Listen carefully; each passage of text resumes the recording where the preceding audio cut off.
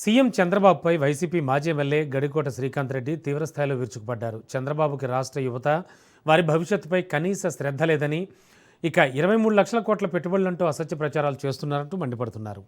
YCP హయాంలో number 1 స్థానంలో ఉన్న is of doing business rank కూటమి పాలనలో దారుణంగా దిగజారిపోయిందని శ్రీకాంత్ రెడ్డి దుయ్యబట్టారు.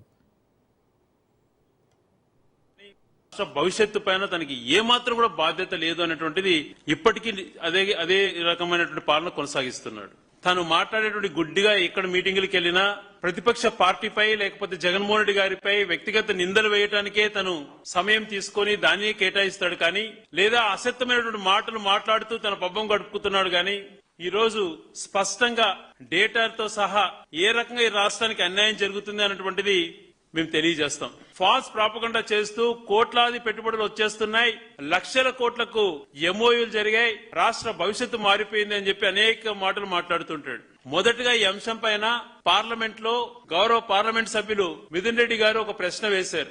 ఎన్ని లక్షల కోట్లు పెట్టుబడులు ఇక్కడికి వచ్చాయి, ఎంతమందికి ఉపాధి కల్పించారు ఇప్పటిదాకా ఈ 2 సంవత్సరాలలో అన్నటువంటి ప్రశ్న వేస్తే, మినిస్ట్రీ ఆఫ్ కామర్స్ కు సంబంధించినటువంటి DPIIT, department of promotion of industry and internal trade అన్నటువంటిది, ఈయన ఇప్పటిదాకా 23 లక్షల కోట్ల పెట్టుబడులు పెట్టామని చెప్పేటువంటి చంద్రబాబు నాయుడు గారు మాటలు అన్ని కూడా అసత్యమైనటివి.